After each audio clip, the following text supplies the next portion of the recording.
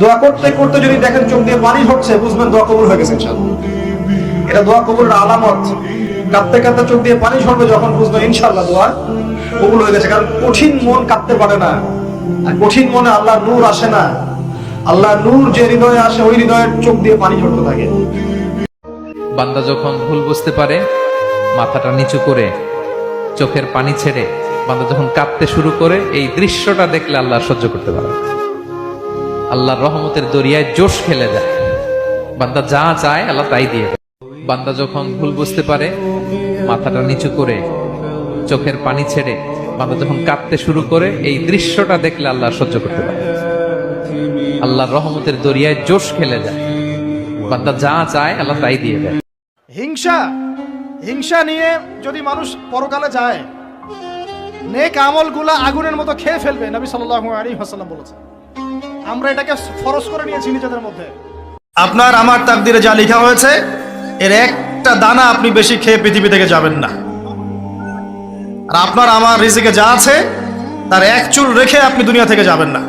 এটাই চূড়ান্ত সত্য কথা। আপনি ঘুষ খান আর সুদ খান আর দুর্নীতি করেন আর মানুষের সম্পদ আত্মসাৎই করেন না কেন, যতটুকু লেখা আছে আপনার তাকদিরে, এর বেশি আপনি কিচ্ছু পাবেন না। বিশ্বাসীরা বোকা হয় না, হ্যাঁ, বিশ্বাসীরা ঝুঁকবো যে কোপ মারে, সময় মতো কাজ করে। আওয়াজ করে বলতে হবে, ঠিক কিনা? লাভ নাই ভাই, প্রচুর ইবাদত বন্দেগী করে মনের মধ্যে অহংকার রেখে কোনো লাভ নাই। অনেক কিছু করছেন, নিজেকে মনে করছেন আপনি সুপিরিয়র, অন্যরা সব ককরোচ, আপনি জান্নাতের ডিলার। লাভ নাই, ইবলিসের আকীদা এটা। আল্লাহ, আজকে আমার কেউ নাই, তুমিও কি আমাকে ফেলে দিবা? তুমিও কি আমাকে ফেলে দিবা? আল্লাহ, তুমি না বলছো যার কেউ নাই তার তুমি আছো। আল্লাহ, তুমি কি আজকে আমাকে দৌড় করে বাইর করে দিবা? আল্লাহ, তুমি না রহমান, তোমার দয়া থেকে তো কেউ বঞ্চিত হয় না। আল্লাহ, একটু দয়া করো না, একটু দয়া করো না। আর আপনি নিজেকে এত ছোট কেন মনে করছেন? আপনিও আল্লাহর সেই বান্দা, যে বান্দা আমি, যে বান্দা আর 10 জন মানুষ। আল্লাহ পাক আপনাকেও ভালোবাসেন, আল্লাহ পাক অবশ্যই আপনাকে ভালোবাসেন। জীবনের দীর্ঘ সময় পর্যন্ত আপনি আল্লাহকে ডাকেন নাই, আল্লাহ আপনাকে ফেলে দেয় নাই।